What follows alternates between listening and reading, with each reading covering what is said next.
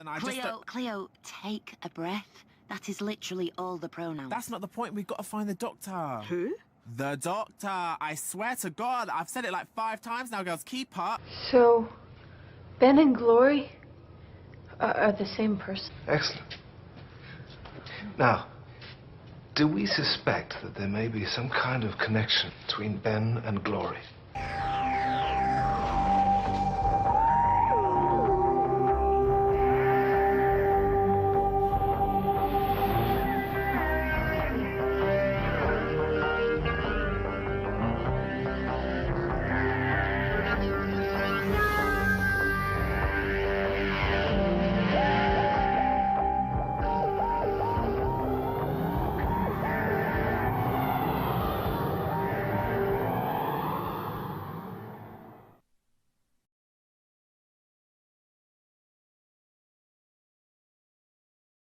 Welcome, missing hotels, lost queens, and estranged mothers. To episode 520 of an Unearthly podcast, streaming live on August 3rd, 2024, and featuring Redacted Lost, written by Juno Dawson, and starring Charles Craggs as Cleo Proctor, Lois Chimimba as Abby McPhail, and Holly Quin-Ankrah as Shauna Thompson. I am Bill Sylvia, the one in black, and with me are acting technical director Alex Firehart. We'll admit you're very garbled now. Oh. And our color There we go. Our color commentary, Erin Romeo Moon Burke, will be with us shortly.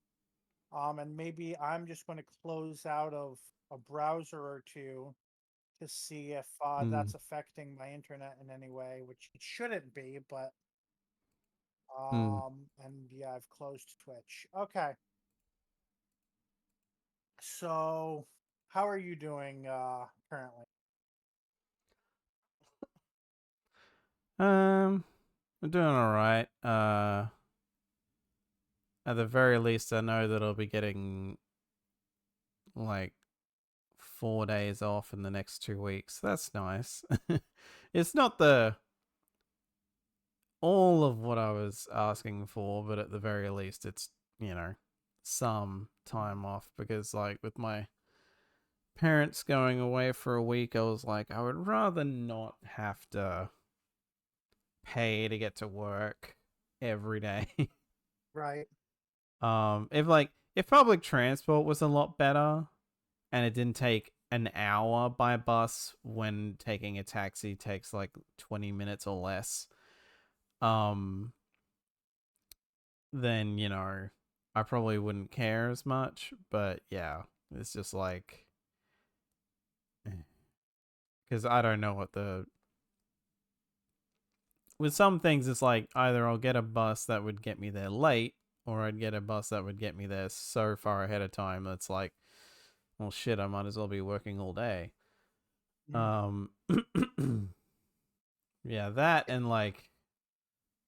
I will say the biggest difference I've noticed coming to the last...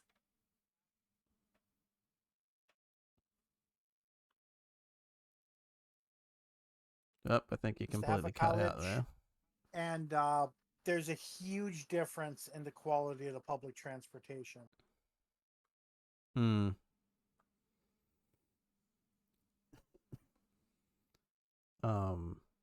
Like, yeah, like if I was living in like a capital city, it'd probably be a hell of a lot better. I mean, it generally would be, because I'd be able to just walk, bus, train everywhere, just about.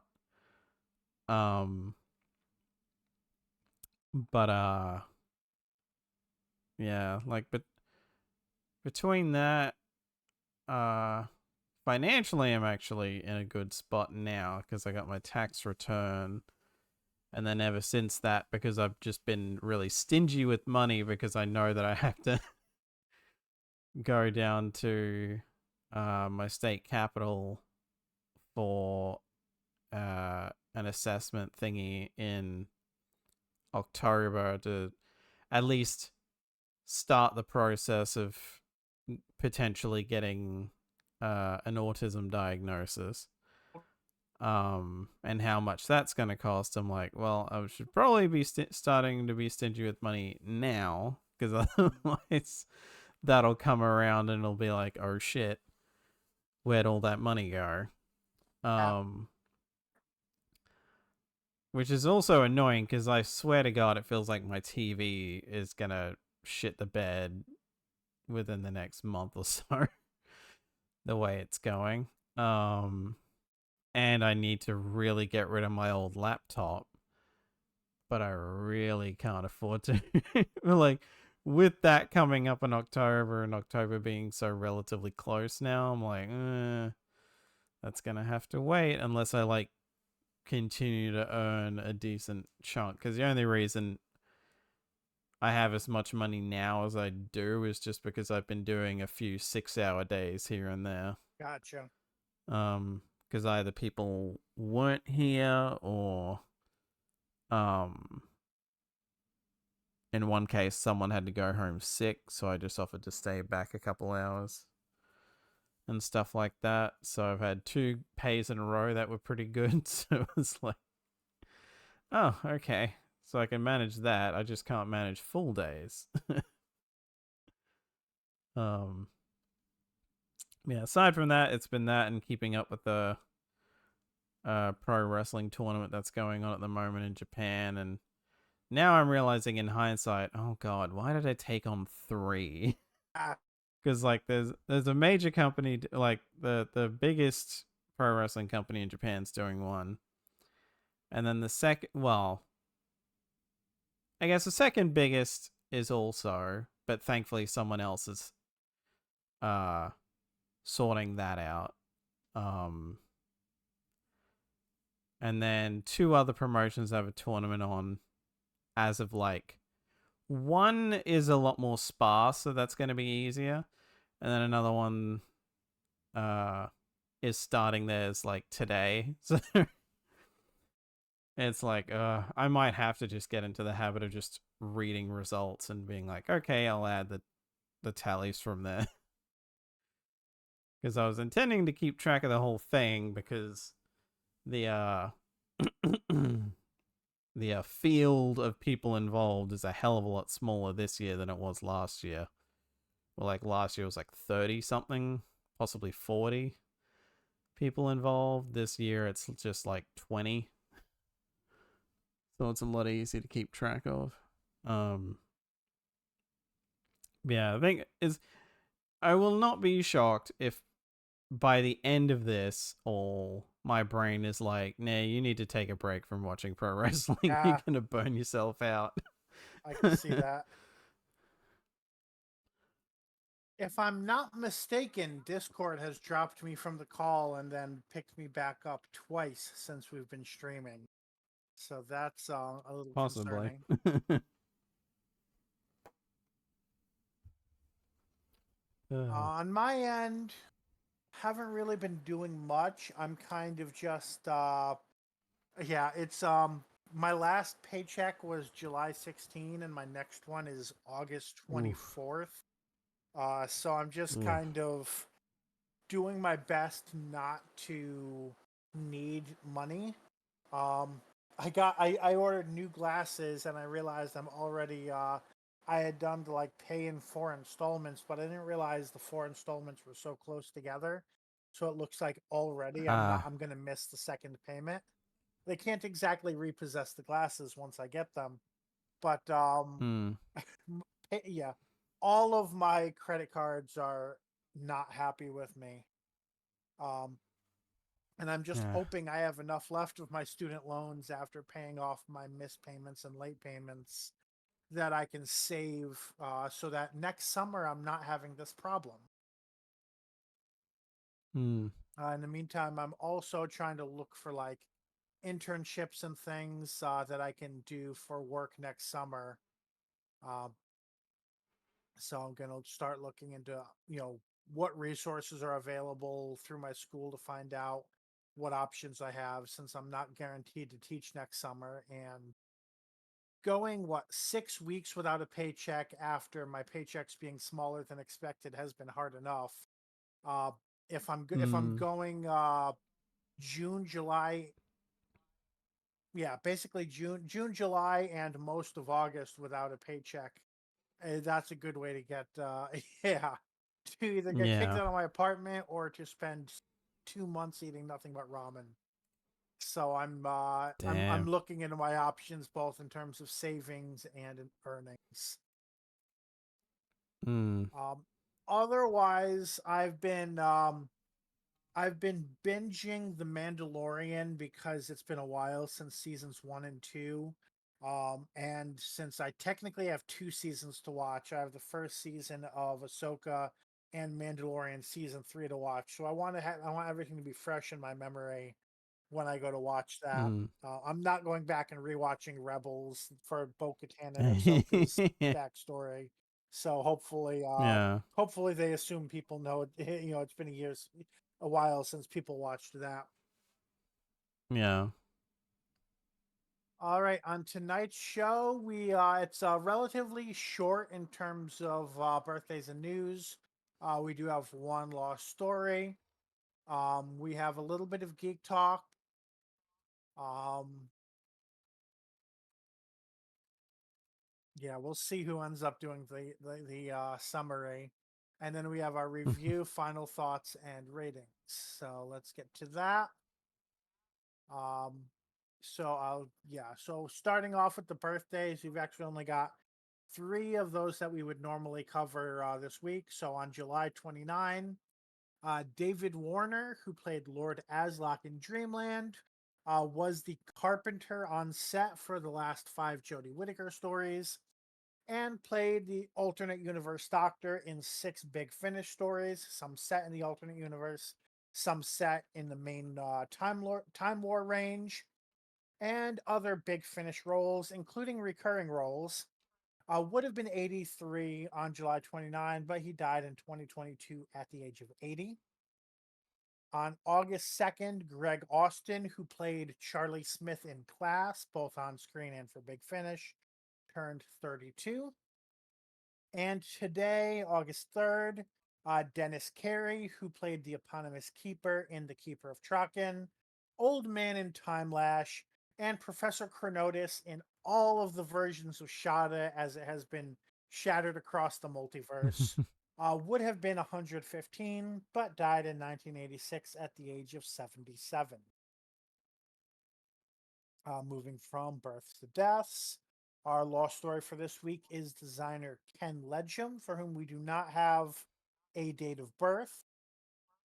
He worked on the first story of the Key to Time series, the Ribos operation. He then returned the following year to design the return of the Daleks in Destiny of the Daleks. So he essentially then is responsible for the 80s Dalek design. Then his Hmm. final commission for Doctor Who was on The King's Demons in 1983, designing the Court of King John and the robot Chameleon. Although he was not the person, he was not the the chameleon operator. Hmm. Earlier in his career, he had been a design assistant on the third Doctor story, The Time Monster. Outside of Doctor Who, Ledgem worked on shows such as Tenko, Blake's Seven, When the Boat Comes In, Diana, The House of Elliot, Campion, Bergerac, and Secret Army. The article then says Blake 7 a second time, which makes me think they meant to include something else but made a mistake. Hmm. He also had got a BAFTA nomination for his work on House of Cards, which I don't think we mentioned. Um, Hmm. and they mentioned that there's actually the director of House of Cards uh, played a role in the Ribos operation. So full circle Hmm. there. Yeah. We don't. And I guess Go ahead. to clarify, that is the original UK Okay. House of Cards, obviously. And yeah, so we don't have a lot of information here about birth and death, other than that he has passed. Presumably, the family wants to keep that secret or private. I Mm. should say, not a state secret or anything. Yeah. Yeah. So that is what we have. So there's that. Moving on to our episode news, we have one piece of episode news, and that is that a classic episode, or not? I put it under classic. It's in the second show now. Yeah. The Revival. Yeah, the episode "Fear Her" has been temporarily removed from BBC iPlayer to be redubbed.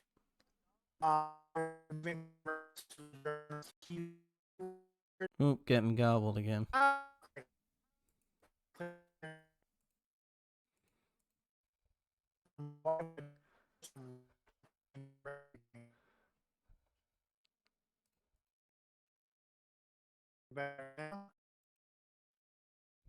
No, still very garbled.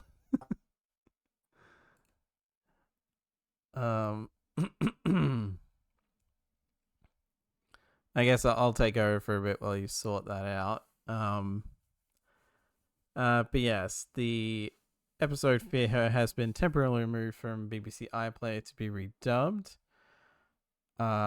Just reading directly from Cult Box here to a bit. BBC is in the process of scrubbing disgraced journalist How Edwards. I don't particularly care given what he's guilty of. From his vast library of content, he pleaded guilty to 3 counts of making indecent images of children. So fuck that guy. Testing. Yep. There you go. I restarted Discord from the ground up. I completely closed the process. It's green at the moment, so we'll see if that improved things. Hmm. And I heard you mention the reasoning part. Yeah. Do we know yeah. what part of the episodes reference him?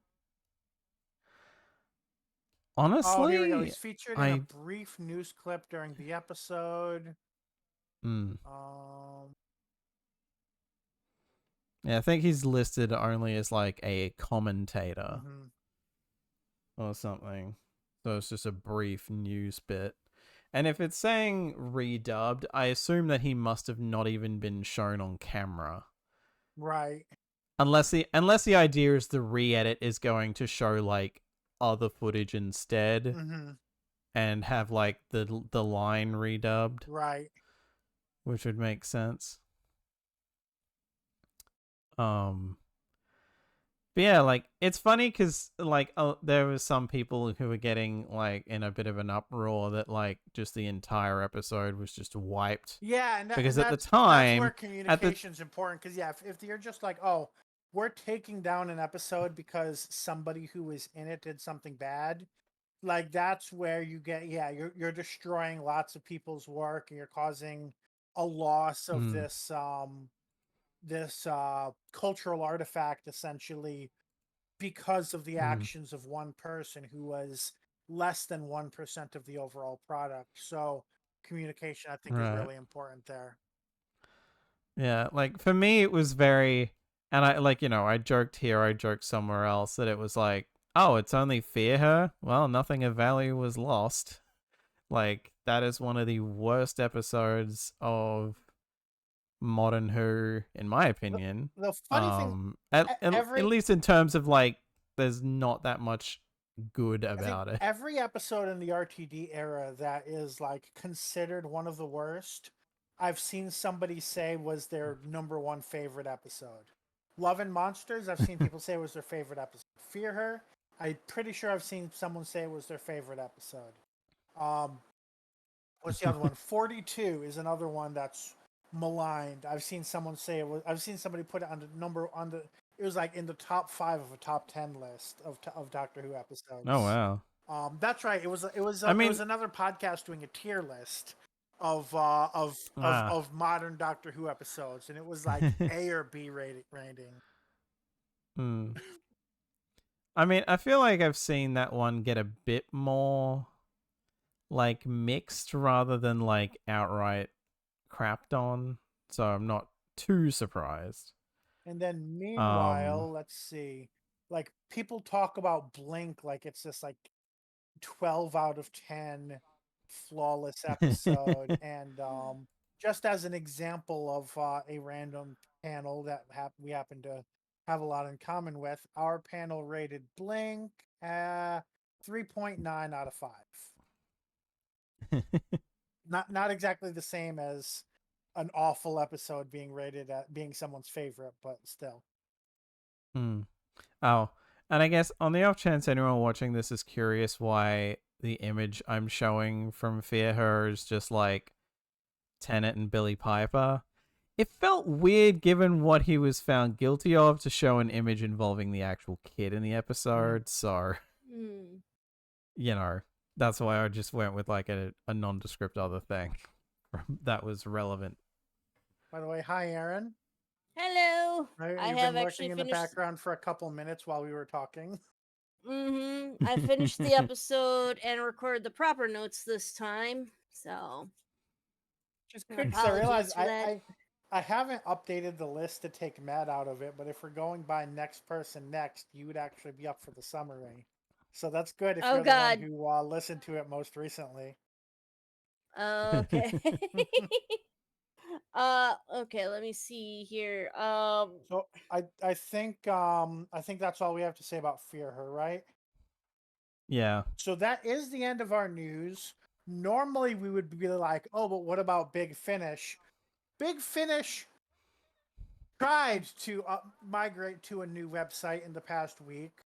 It's been down for a few days, and even if it's up, a lot of people don't have all of their purchases, so they're going through it right now. And Yeah. we may or may not figure out all of the releases that happened during this week. Either way, there's no Big Finish news because there's no Big Finish website to access. Which brings us. I guess if nothing else, So go ahead. I guess if nothing else, we just like try to pick out what's the most notable or something. Oh yeah, don't know if that came through. I had my sound on my phone because I was sitting by the AC waiting for Aaron to get home. Turn it back to silent.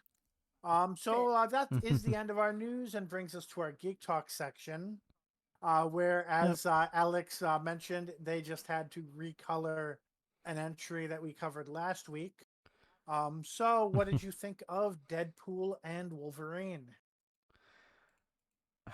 It's funny because I don't know if this makes sense in a way, but I've said it several places. But of the 3 Deadpool movies we now have, this feels like it's the most. The one where he had his mouth sewed shut. Right. This is the one that's felt the most like it actually has like a point.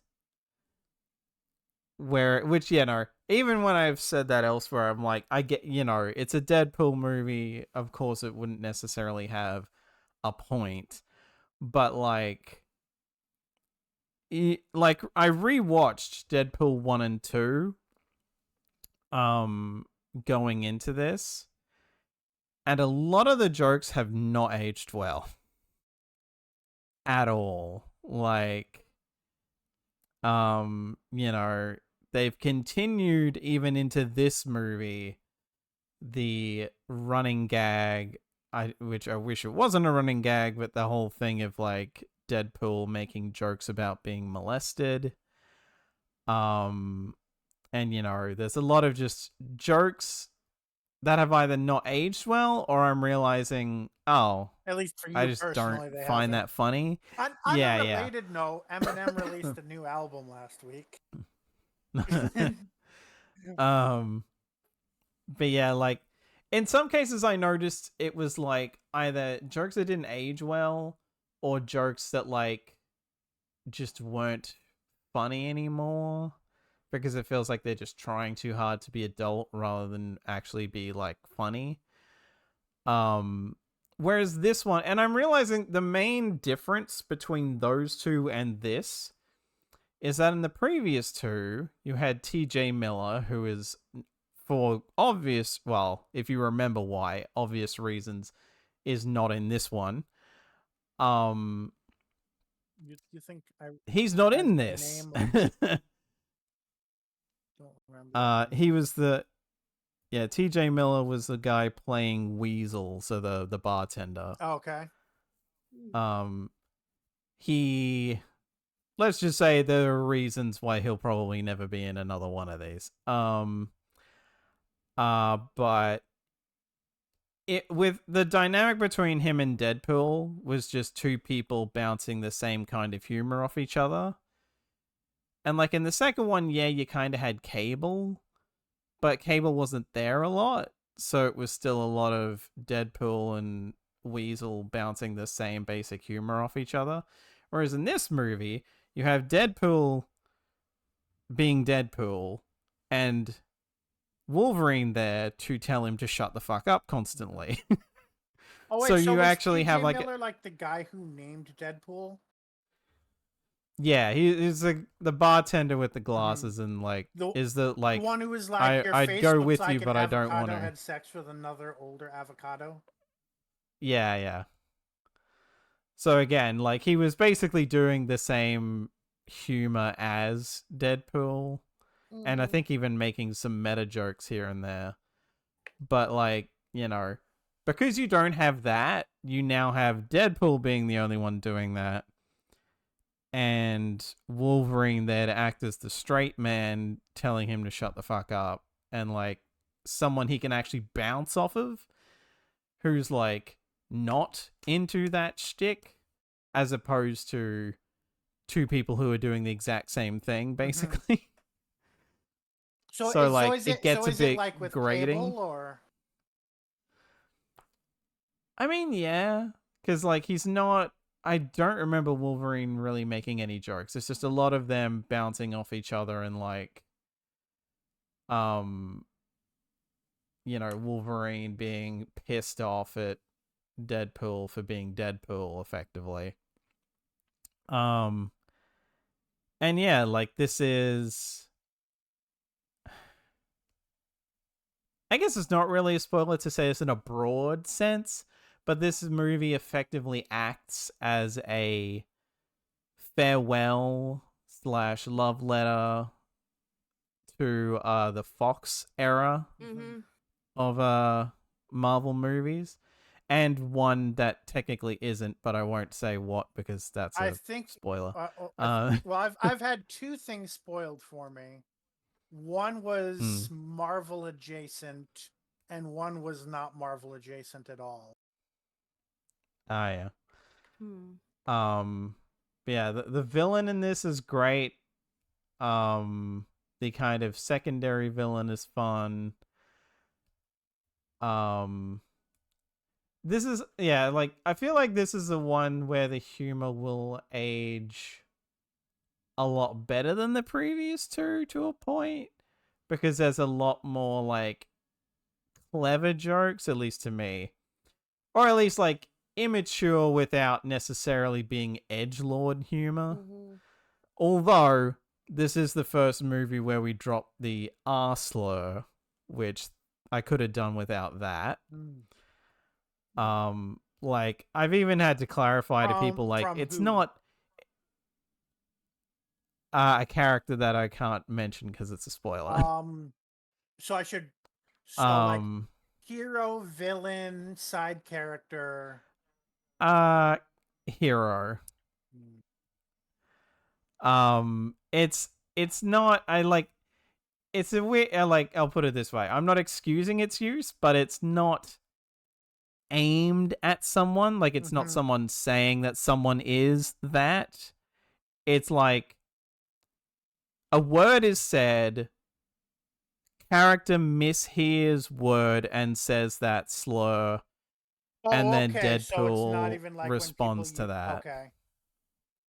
Yeah, it's still like it does lead to a joke about like I don't want to be cancelled, so it's a bit ugh. Yeah.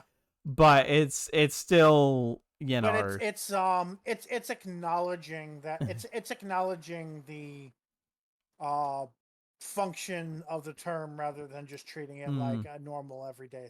Yeah. Yeah, but it is still just like I really could have done without that being. And I should mention, um, it took me 2 searches to figure out what was actually up with T.J. Miller. Because the first thing that I found was just him basically being like, Ryan Reynolds became an asshole after he got famous, and I never want to work with him again. And then I had to search again to find that there was actually another issue about Miller specifically. Yeah, like effectively, one was a bit of a Me Too moment, and the other was that he got drunk on a train and called in a bomb threat that was fake. Okay, I haven't found that one yet. So yeah, which the latter one apparently has been attributed to like a like side effect of brain surgery or something that he had. So he's like getting poor like impulse control or some shit. Yeah, so he's getting like court ordered help with that, I think. And I forget what happened with the Me Too stuff, but that apparently, well, I say Me Too. I think this happened after. Oh no, wait. I think he was like, I think he brings it up. So it it's happened like when he was in college, apparently. Yeah. But it like, you know, they'd already filmed Deadpool 2 by the time it came out, Right. so it was like, oh, whoops. But it was just between that and more likely the incident on the train, they were like, okay, yeah, we're never using him again. Yeah, I'd say it's worth seeing. This movie's worth seeing, but it's, you know, just remember that the humor in this, for a lot of points, is aimed at a very specific kind of audience. Yeah, it's Deadpool's always been known for juvenile humor, so that none of what you said really sounds out of place to me. But yeah, it's like it shows the difference between what humor I was willing to go along with when the first 2 movies came out compared to now. That there are some jokes where I'm like, could have done without that. But yeah, I'd still say it's worth seeing so long as you can put up with those, or at the very least know what you're getting into. But yeah. All right, so that brings us to our episode summary. Aaron, do you think you're up to it, since you're the one who's watched it most recently and technically should be next on the list? Yeah, I will be referring to TARDIS Wiki because my memory is just like Swiss cheese. Like, even though I've just listened to it, it's like, what happened? Because there's actually quite a bit of stuff that happens in this episode. I finally made the connection. Thankfully, somebody mentioned that one of the stars sounding like Eve Miles or sounding like Gwen Cooper last week. So I finally made the connection this week. I'm like, okay, Abby sounds like Gwen, but lives in Scotland, which is the opposite of Wales. I don't know if people in Scotland or Wales would agree that they're opposites.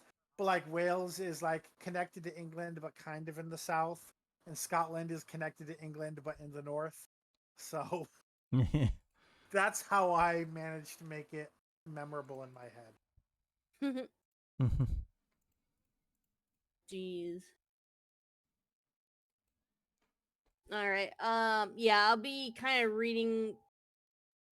of skimming through the TARDIS Wiki stuff. So, all right. I guess I'll start now. Everyone's got the stopwatch? Yep, I've got one. Okay. So I'll get you give you a countdown. So start in 3, 2, 1. All right, so Cleo and Jordan are inside the hotel, confronted by the robot hologram that seems to be locked on their coordinates. They book it fast out of the hotel, but Cleo just feels like she needs to go back and help Ronnie. As she turns around to go help her, the hotel basically sounds like it folds up on itself and no longer exists. And everyone is just astonished. They're like, well, what the hell just happened here? She goes back and tells everybody about what she's just seen, but no one seems to understand what she's talking about concerning the doctor or the TARDIS. Abby tries to look it up, but is just distracted by so many other things, including her mother's health issues. And apparently, her boyfriend, she's had to cancel a few dates with her boyfriend, and now her boyfriend is mad at her, and she's got to deal with that as well. So all she can do is find trafficking, like potential people trafficking in Sheffield, London, Cardiff. And then Shauna also adds that Sonia and Naja Khan have disappeared.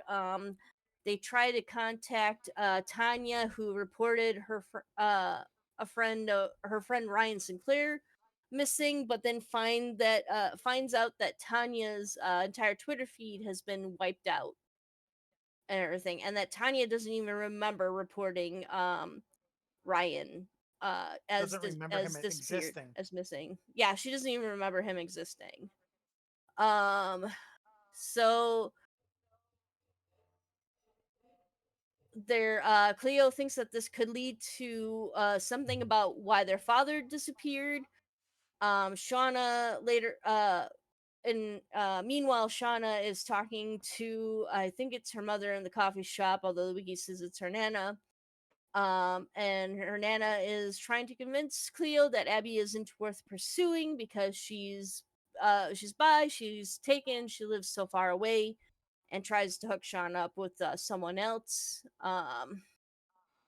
Cleo starts to search. Gosh, she's she starts to search and finds out that Ronnie's parents have gone missing. Decides to look into it. Let's see here. Later, she goes through the streets of London to get to work and finds out that the Queen Victoria Theatre is now the Lost Queen Theatre. Basically because everyone's forgotten that Queen Victoria existed.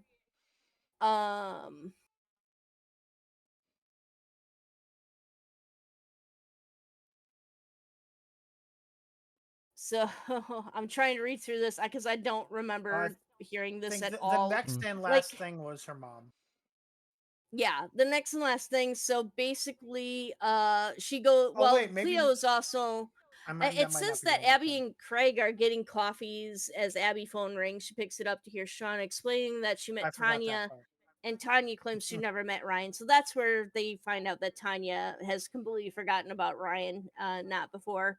Cleo corners Jill and the Lost Queen, and Jill, her boss, basically explains why it's called the Lost Queen, and that's where Cleo puts it together that everyone's forgotten Queen Victoria. She's in fact the line station for Victoria Station is now the Southern Line instead. So for London Underground, let me see here. And like she is talking to Sean and Abby, I believe, and like is starting to wonder if she's going nuts because like they don't remember Queen Victoria either. She's like the only one who does, and she's wondering why why she's special and she hasn't forgotten anything. Eventually she goes back to work, is the other again by her boss, put on kind of watch or measures that as her boss says, goes to kick out a woman who doesn't have a ticket. That woman is her mother, who confronts Cleo with the fact that her brother Jordan is now missing and she can't find him. So, and that's pretty much where it ends. Ooh. Sorry, that's probably like 6 minutes of struggling right there. I think that was about Interestingly as long enough, as the actual episode. You did that in 4 minutes 53 seconds. Oh, so very close to the wire. All right. I made an incorrect help earlier because I forgot Cleo left work, did a bunch of stuff, and then came back. Like, yeah, I mean, like, given that you stalled a bit, still getting it under 5 minutes is pretty good. Yeah. Oh, Like, that's right. Because there have 5 been minutes ones is the where cutoff. Sorry.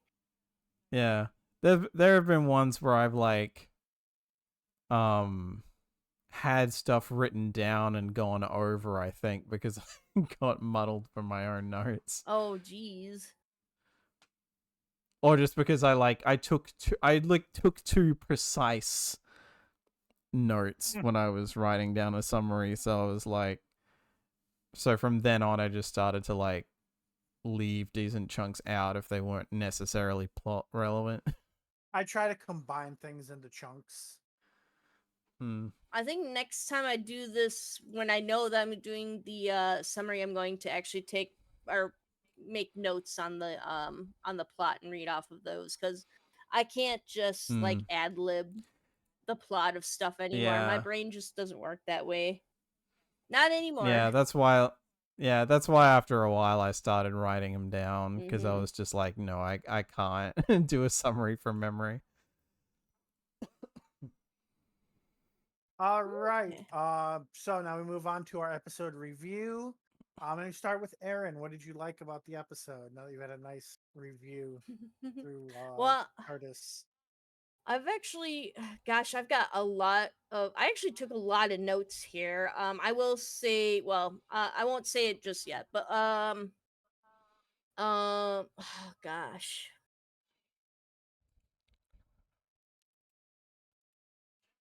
Gosh, I think it was actually the sound effects. This episode really kind of brought everything together. Like, I wasn't confused at all on what was happening. Like, there was a lot of stuff happening and that, but like everything down from like the hotel folding in on itself, I had an exact image of what it looked like in my head, with Cleo and her brother turning around to just see it kind of like fold up like something, I don't know, just out of this world. And then also the image of Cleo exiting the subway station, and then walking through the park. You've got like the bird song in the background. You've got like the busy street sounds and stuff. I think it really helped emphasize the acting, and it really emphasized kind of the reactions that the actors had. For example, Cleo being astonished at the hotel vanishing, or her just like walking through the park and everything. I think it really did add a lot, and really worked well with the episode. Whereas I think it was a little bit shaky in the previous episode or two. So that's gotten a lot better, I feel.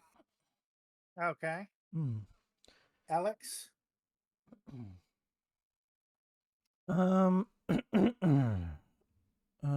Let's see. It's always funny because it's like, well, it's not really much to pull from, is there?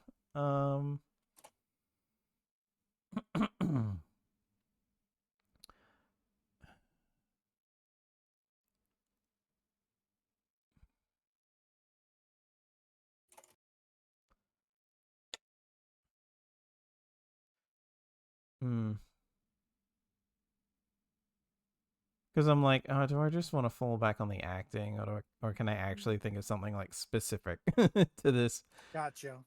episode? I think I'm just gonna fall back on the acting. Because it still like comes off as, I feel like some people would say that some of the acting can feel phoned in, but it's like, it just feels like they're trying to make it as natural sounding as they can.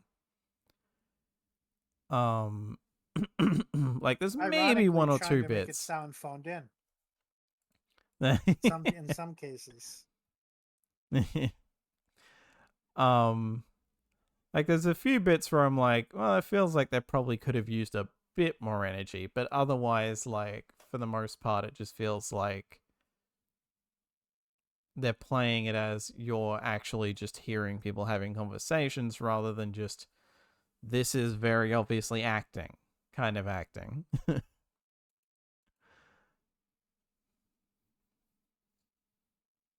Okay, that's all you have to say about that? Or Yeah. okay. So what I'm gonna go on is the story. We're really the story's really kicking into gear here, right? We had in the past we had these two people who are just like, well, I can't remember the doctor's face. Which we know that means something, but it's not a huge thing to the characters in story. Here, not only do we have it's becoming obvious, like there's so much going on, but we have the first thing that's obviously really time travel. And don't think I didn't notice that Cleo makes a reference to a time machine in this episode as an offhand remark. But we really have like a fucking Queen of England, that a century was named after, disappeared. Like there's no one can play that off. So it's very Yeah. clear, like there's time travel shenanigans happening. Um, and yeah, and it's like it's even synced up with the stories they mentioned, because like in episode 1 was Partners in Crime, that I kept calling Smith and Jones.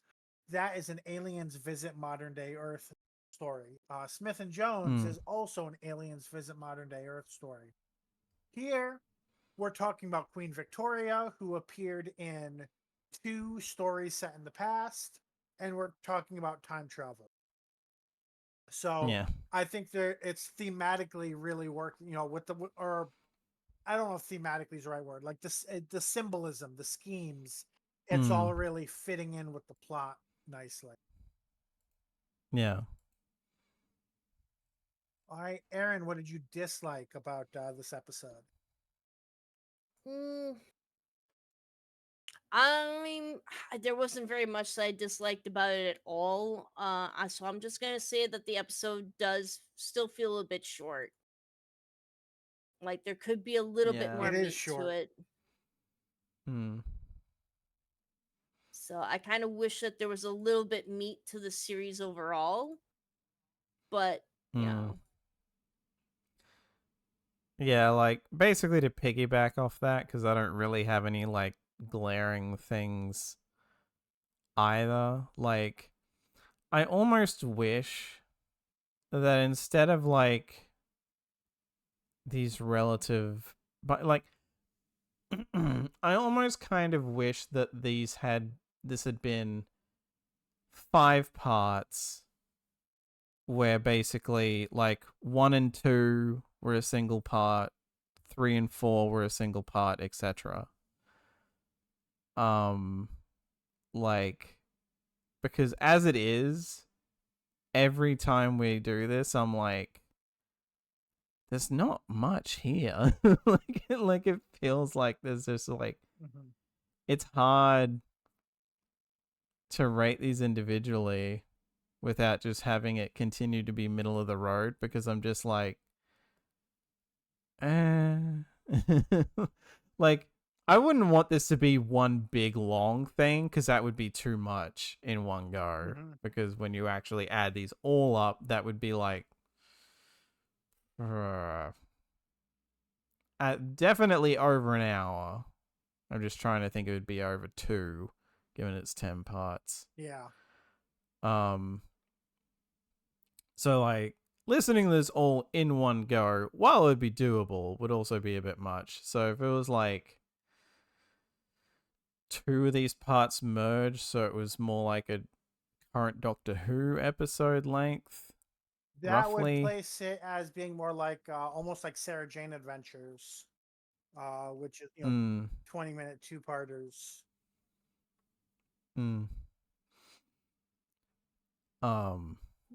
Yeah, it's just like, like, yeah, like it's just listening to the, like, I guess that's kind of the annoying thing, is it just feels like this is something that was meant to be binged. Well, it's meant to be watched, So like if you're listen to 10 consecutive weeks. You tune in every week for 10 weeks. So. which it does feel kind of odd because I'm just thinking like, if I was listening to this as it aired, I don't know if I would have been able to. I probably would have just waited. Because yeah, it's like if it feels like these need to either the individual episodes do need to be longer, or like not much longer though, because they're like roughly like 15 to 20 minutes. I would say just make them like a full half hour. Mm-hmm. Like without forcing it, like, you know, add in more like character stuff here and there, if nothing else. Especially now that we're primarily focusing on Cleo, you could use like that extra 10 minutes to give the other two some focus. Although here we do finally get a bit of Shauna and Abby's side of things from Shauna's discussion with her and Nana and about Abby. Yeah.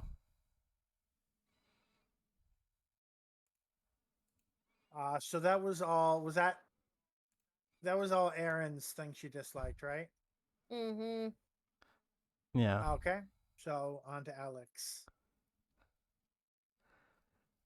I will admit, originally I was just gonna pass and be like, yeah, Erin took mine, but that did kind of remind me that, and this is more like an overall rather than a scene, which is why it's here and not later. But the implications of, because I assume this is going to carry through, that Shauna has a thing for Abby. I'm like, I don't particularly care in this story to have that as a thing looming over it. It's almost a little like maybe much. they'll like maybe they'll change my mind by how it's handled, because it is as at least well, you know, the woman writing most of this is trans, but I don't know if she's also queer sexually. So if she is, then there's the likely chance that could be written well. But, you know, there's a chance of like Doctor Who doesn't exactly have a strong history when it comes to portraying romantic entanglements. So I'm like, either this is going to go in a way that'll make me groan, or they might actually make me come around and I can later say that this is actually a good thing. But for now, I'm just like, they wouldn't bring that up if it wasn't going to go somewhere. So I'm curious, your mention of queer sexually, does it count that Juno Dawson lived as a gay man until like the mid 2010s before transitioning? No, I'd say no, because technically she would have been straight the whole time, just didn't know it.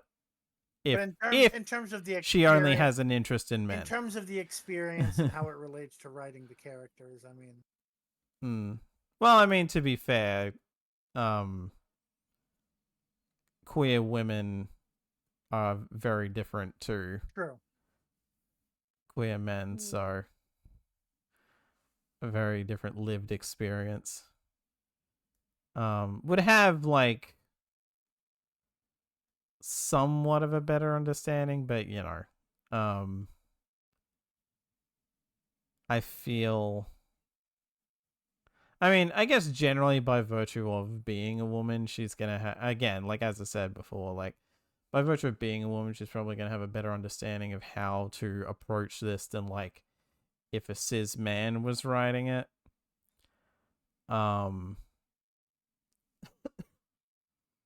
But yeah, like I'm cautiously optimistic that it might go somewhere that's okay, but if this ends up in a place where they end up fighting because Shauna like gets rejected or something, I'm just gonna be like, oh great, there we go. That's exactly what I knew this was gonna go.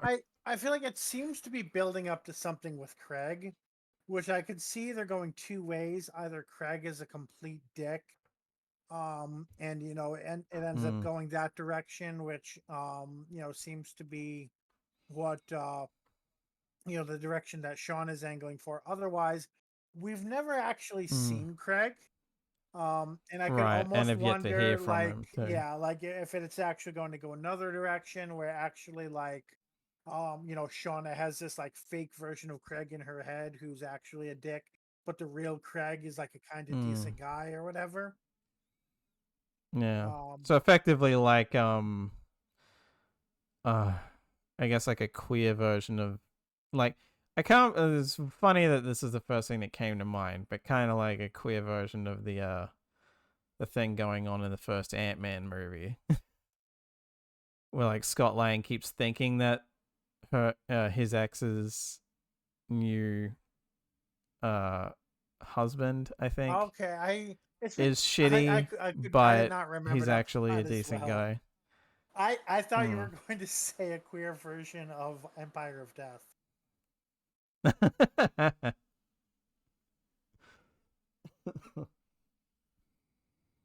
All right.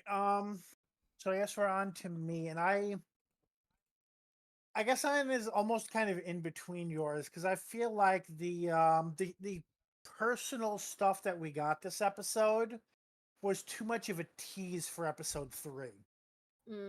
We got Yeah. a little bit of this first thing where we learn a little bit about Craig and Abby and such. We got this first appearance of Cleo's mom, and they were both so super short. And it's like in episode 1 or 2, you kind of excuse that. You're like, they're setting things up for later, and they're still setting things up for later. But it feels like, okay, now we're finally getting it, but we're still not getting it, right? It's narrative edging. I think I heard somebody call that recently. And it's like, we're to the point where, yes, we know more is coming, but we're starting to expect it, and we're still getting appetizers an hour after ordering, after now that we're expecting the main course. So I wish we got a little bit more on in those conversations.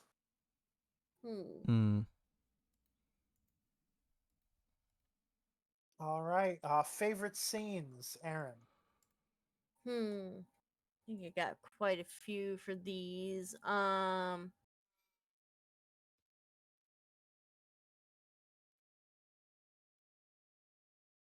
I think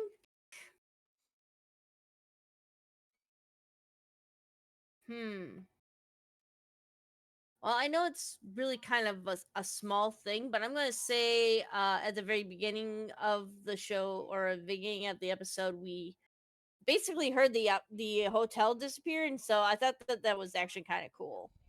It was kind of I wouldn't say kind of a dark whimsy to it. Like I was thinking of kind of like some kind of Harry Potter magic spell folding up the storefront in front of everybody, but like as kind of a brick like fold or something like that. I had a very specific image in my mind when I heard the special effect for it and everything. So Okay. and just the actors' reactions to it, like Cleo is actually really kind of freaking out, and Jordan is also, can't believe what he's just seen. Yeah, I felt that the actors really sold it. The special effects were really well done, and it was actually kind of a heightened moment where they have to get away from this thing because we know, as the viewers, we know that it's trying to beam in. And even the characters have that kind of suspicion that they need to get out of there before this thing tries to attack them, and that what they're looking at isn't just a hologram. They're in imminent danger. So I felt that that really came through in the scene. Like I said, I know it's kind of lame. It's like the first thing we see in the episode, but I think it really kind of this episode hit the ground running and introduced a lot of new information on these characters. And yeah, It hit the ground standing there in shock, uh-huh. with Cleo telling Jordan we need to go. But I see your point. Yeah. Cool. All right, Alex, favorite scene. weird as it might be, and I guess I'm mainly just picking this out of spite. But basically the end of the episode with the discussion with the mum, because that is how you handle that, Russell. The fucking bit of like, yes, there is dead naming, but it's handled better in the sense that the mum slipped. Maybe. We get the impression they haven't really talked since Cleo left the house, so she says she slipped. Yeah. I mean, like, the fact that it only happens the once she gets, like, Cleo tells her off, which again is more than we get for Rose being dead named, because Rose doesn't get to yell at those kids on bikes. Donna yells at the kids on bikes because the scene is about Donna, not Rose. This is, you know, Cleo getting to tell her mom off for that. So there is at least that. And it's like, it's a more realistic depiction of that. Right. I will say Donna is rather still than the this better mom. And that, yes, if your minor if your minor but... child is being harassed, go ahead and tell them off. Right, yeah. But like, again, it's nice to actually have the trans person in this scenario get to tell off who dead named them, regardless whether it was a slip or you know, intentional, whatever. But the way it's written, it comes off more to me like, as even the mum says in the dialogue, force of habit. Like, the mum is not used to being around Cleo as Cleo, so that's gonna happen. But refers to her as Cleo moving forward in that conversation from then. But also Cleo is very clear, like, I don't want you here. Like, fuck off. And the only reason that she's willing to hear her mum out going into the cliffhanger is because we specifically what the conversation is about relating to her brother having gone missing. And that's the only reason she's really willing to continue the conversation. Right. So yeah, it's like, it's very, in that way, that is very well written.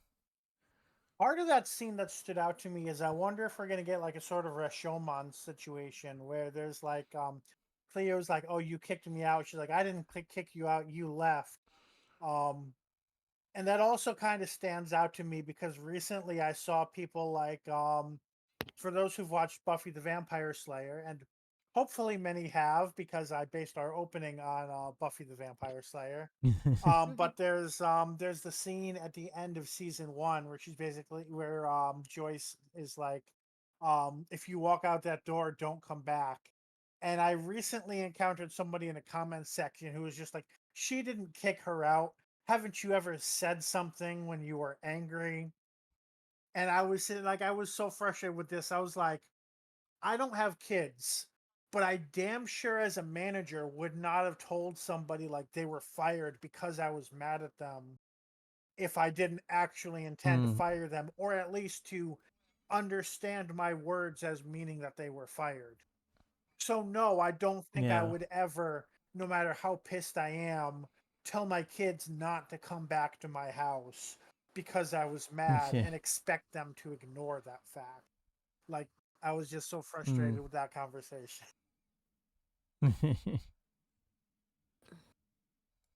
A lot of people think that those people who don't have kids were never kids themselves.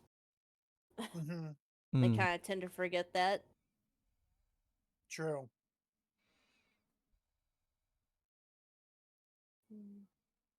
All right. So we're on to my favorite scene, and I'm going to say, it's very simple, but I liked when Cleo saw everything was fucked up and is just like, actually, I need to leave. I need to do shit. Because I was getting frustrated with her at the end of last episode where she was like, I don't do this stuff. I'm just, commentary. I don't like know things. I don't pay attention. But here she was like, no, this is fucked up. Like, she doesn't say this is time travel shenanigans. That's fine. She's not a Doctor Who companion. We don't expect her to know everything. But she's like, this is fucked up. I need to call some people who at least will understand what I'm saying and see if there's anything that needs to be done about this. And have that conversation. Which, yeah, it's definitely a step up of what the Cleo from last episode made me think that she would have been like, oh, well, I guess my job changed its name now. And I'm probably going to, I'm just going to try not to dead name it, funnily enough, and make mistakes. But no, I don't think there's any intentional thematic connection there. It's just kind of the way that I said it. Yeah. Did it. But no, she actually was just like, this is a relevant thing. This is, something that maybe we're uniquely situated to understand with the blue box files. Need to at least understand it. So I appreciated that moment. On to least favorite scenes, Aaron. Okay, I'm actually going to have to skip this one because I can't think of anything that I absolutely hated in this episode. I mean, there might be some superfluous information, like you mentioned about what we learned about Abby and Craig and all that, but I kind of liked that, so yeah, I'm just gonna skip it for today. Okay, Alex. In hindsight, this could have been an overall rather than a scene, but I'm really just thinking of it now. It feels like there are too many. I'm trying to think if I have a particular scene in mind, but I guess just like lumping together the conversations between Cleo, Shauna, and Abby, where it's just a lot of Cleo being like, remember this thing and this thing and this thing. And it's like, it's basically, we get that conversation like 3 or 4 times. So like by the final one, it's kind of like, I mean, I kind of get it, like rule of threes and shit, but also this kind of feels like most of the conversation is kind of redundant by the 3rd time. Like, it feels like we get like one new wrinkle added that makes it like, so this is generally more a nitpick than like, oh, this completely ruins it or anything. But it's like, it's kind of like by the time we got to, hey, everyone's forgotten Queen Victoria. They're like, yeah, but we've had this conversation about other things going on already, sort of. Yeah, yeah. It feels kind of padding to the point that it's like, well, if this hadn't been 10 parts, then maybe that padding, maybe that wouldn't have felt like padding because they would have been able to do other stuff. Or again, we could have just like, instead of having that conversation like 3 or so times, it might have only been 3. That might have been the way not to have this be the Cleo show. Because what we've really been having for the past for 3 episodes now is really like talk with the group, Cleo does something. Talk with the group, Cleo does something.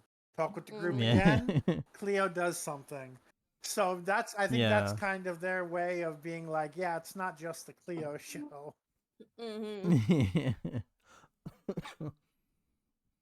Yeah, like, and I feel like you could at least eliminate one of these conversations. I would say probably and the have minor it, one.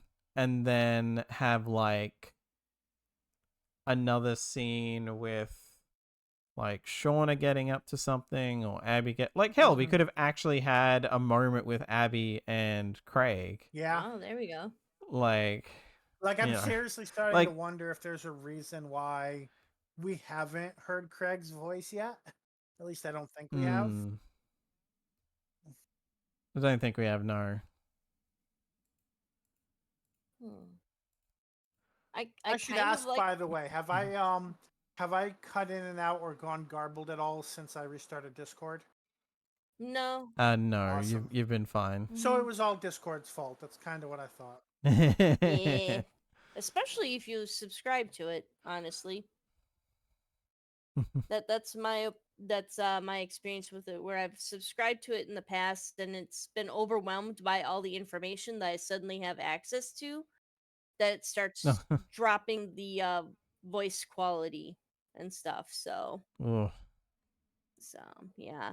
I just wanted to add that I kind of like the Queen Victoria missing aspect, because it's kind of an overarching, very British thing.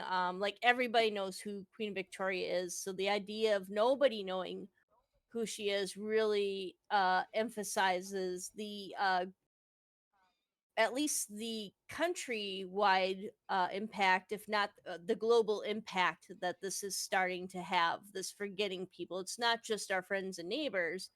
It's like important historical figures.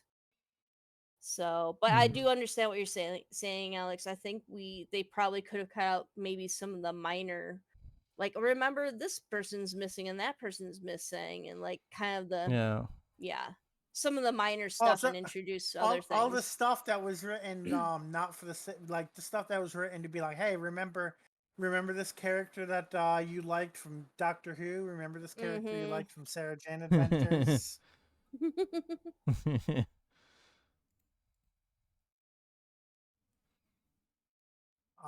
So least favorite scene. I've been thinking, I'm trying not to pass. So I guess I'll kind of go with what I said of like, well, yeah.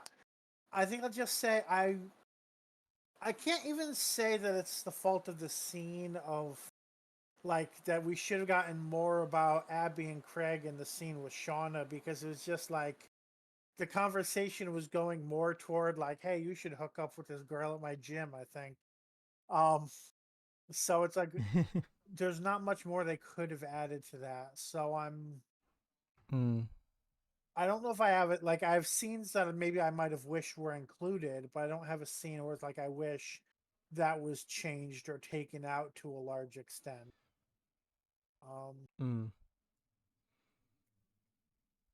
Other than the fact that maybe I wish the scene at the beginning was a bit more about like, hey, there's these robots and they said they were targeting London and all humans must die. Instead of the response being like, wow, all of that sounds crazy. I wish there was a little bit more of a nuanced response to that. And maybe that's coping. I mean, granted, like if you're, regular people that do a podcast, maybe you're not used to aliens and, humans must die.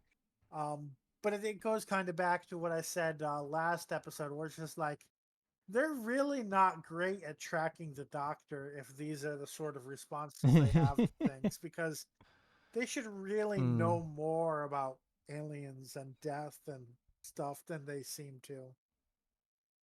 Right. I don't think we have any knowledge of how long ago they started the podcast, right? I don't think so, no, because I forget if they give an episode count or not. I'd have to go back and listen, but I think they just say they've been doing it for a while, a nebulous amount of time.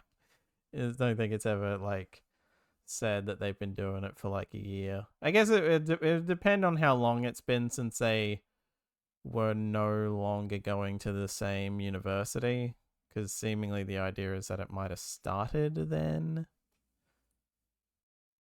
But I'm not sure. That's where they met anyway, yeah.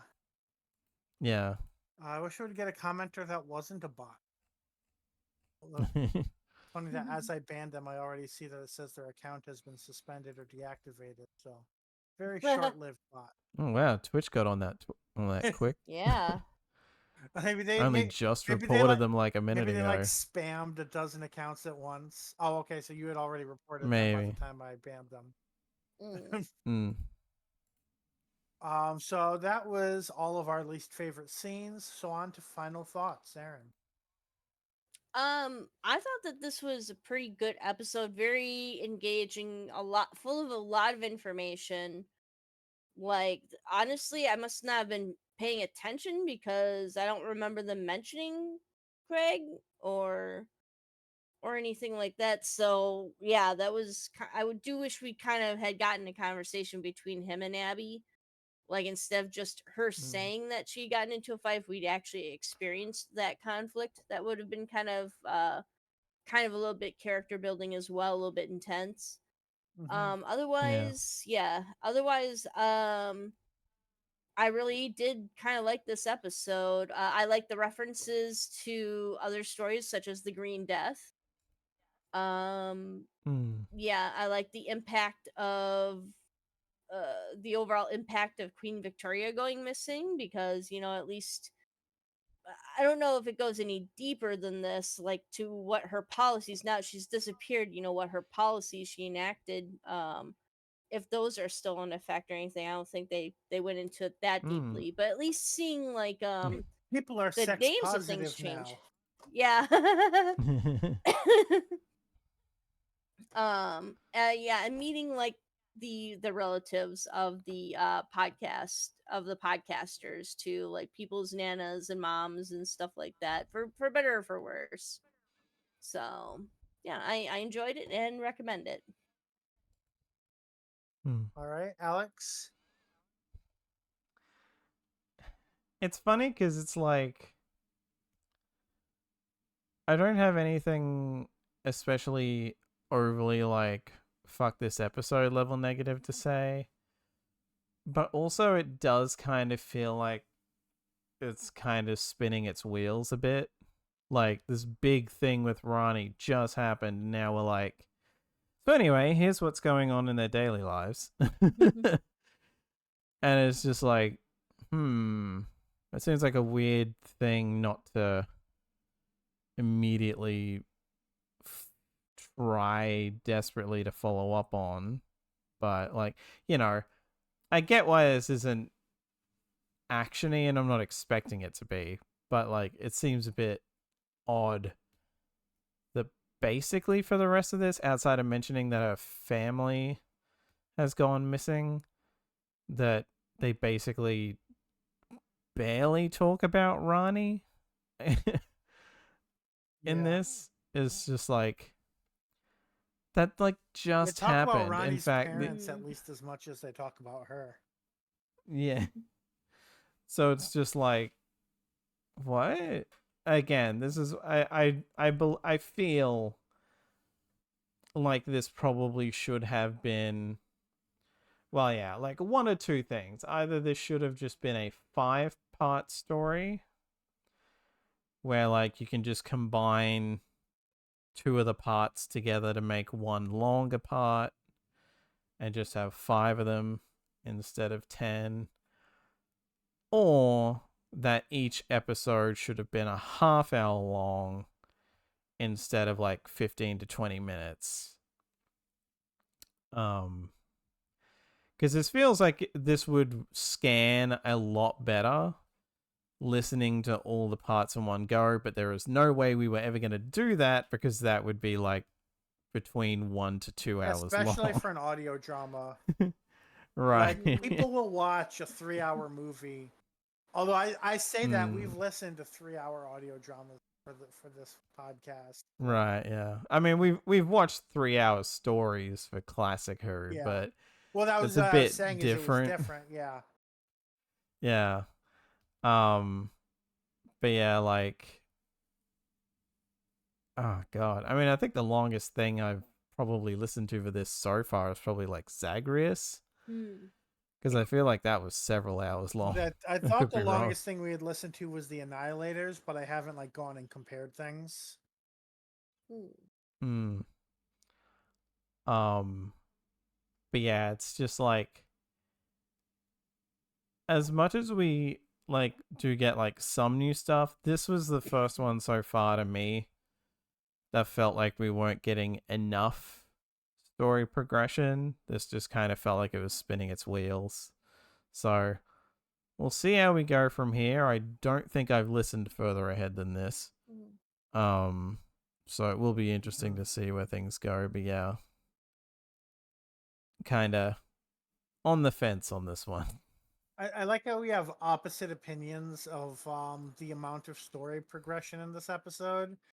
Sadly, I think I listened to the next episode once, and I don't remember all the details, but I don't think it improves in what you just mentioned. But yeah, it's not fresh in my mind.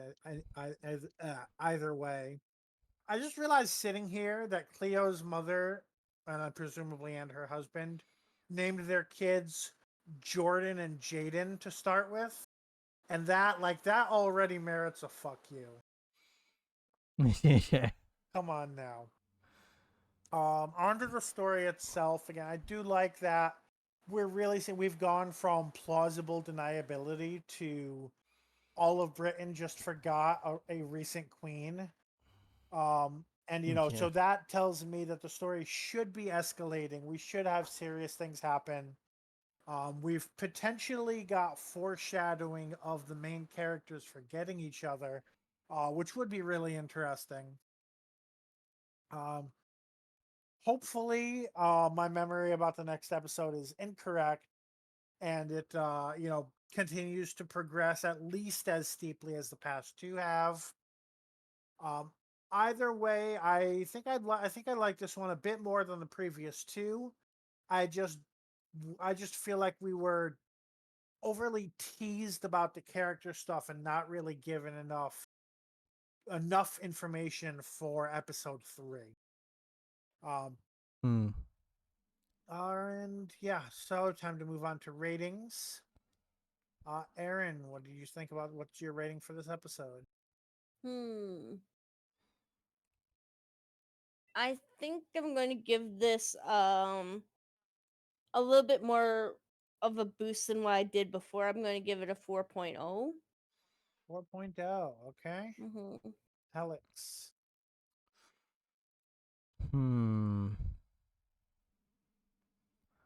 Honestly, while there is some stuff I like in this, I can't really get past the fact that it felt kind of like it was spinning its wheels. So I'm actually gonna be a bit slightly meaner this time, and this just gets a flat 3 for me. Okay, so you're going down from the last two. Okay. Yeah. And I actually I gave a lower rating to last week's, but I think I'm going to go up again and agree with Aaron. This is probably a 4.0. So we went from all agreeing on episode 1 to kind of now we're all going in different directions. So, which is good. We don't want just a boring thing of us all agreeing. So our average is 3.67, which places this at 303 or tied for 295, depending on what you want to call it, out of 480 things reviewed.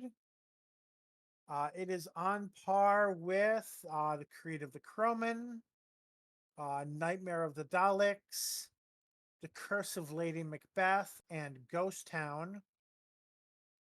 It is not as good as The Destroyer of Delights, The Evil One, The Innocent, or Master. And it is better than Fright Motif, The Beloved Devil, The Similarity Engine, The Time Machine, and Death's Deal.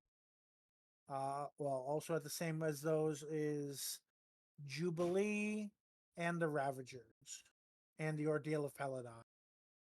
Lots of 3.5s. All right, so that is all we have to say about Lost. Next week, we move away from Redacted for a bit and we go return to K9 with The Last Oak Tree, written by Jim Noble and starring Robert Maloney as Professor Alistair Griffin. Keegan Joyce as Starkey, Philippa Coldhard as Georgie Turner, Daniel Weber as Darius Pike, and John Leeson as the voice of K9. We will see you then. And Discord seems to have reset the soundboard. Okay.